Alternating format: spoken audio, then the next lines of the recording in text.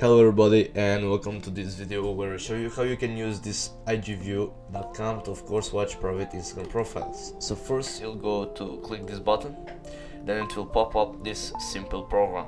So now you go to Instagram, get the person's ID or URL, so it's Alex Przojevic. Just copy and paste that in.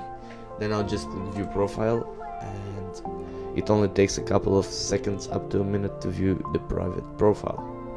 So, as you can see, 952 followers, 37 following, 13 posts, as well as here.